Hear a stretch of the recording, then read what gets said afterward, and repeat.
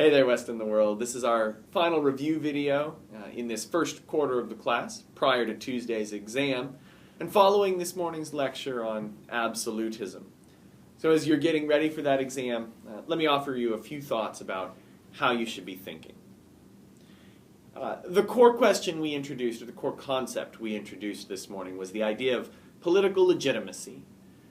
The idea that rulers, whether in our time or in the past, derive their authority, their permission to rule, from some source. And while we normally think of that as happening from the consent of the governed, in the world today, in the 17th and the 18th century we learned that Western states, whether we're talking about France, Britain, Austria, Russia, or any other European player, the rulers of those countries derived their right, or believed that their right to rule came from God. It was divine. That core difference manifested itself in a model of government called absolutism, one that Europeans had borrowed from the model of the Ottoman caliphs, their enemies and near neighbors, but in this case, inspirational role models. We concentrated our attention on two particular stories. We gave a lot of attention to the process by which England navigated its way through absolutism in the Stuart monarchs of James I, Charles I, Charles II, James II, into constitutional or mixed monarchy under William and Mary. That trajectory we saw involved a fair amount of chaos, the English Civil War, the Glorious Revolution, but its end result is to establish a new tradition in which governmental authority is balanced between the power of a king and the power of a parliamentary body, that the two of them exercise some balancing act in terms of power.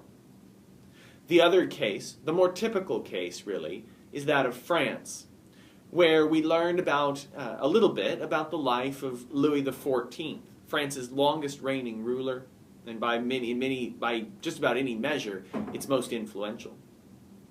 Louis XIV is the constructor of the palace at Versailles. He's also the one who overturns the Edict of Nantes. He's also going to be responsible for leading France into many, many wars that aim at increasing the power of the French state. Why is he doing all of this? Well, the main answer is that Louis understood himself to be the Sun King, the centerpiece of the French state, and that he saw the need, or felt the need, to increase the power, the influence of his throne, and thereby also the French state. This, of course, is what absolutism claims, is that the monarch is the central, really the only, or the ultimate decision maker for any given state. That is the authority that has been given to him by God.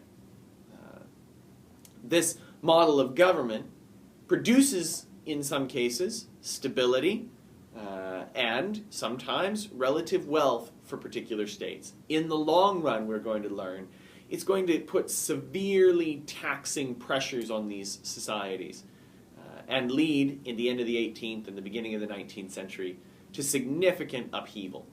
But that is a subject for future days. Good luck with that exam prep. See you Tuesday morning.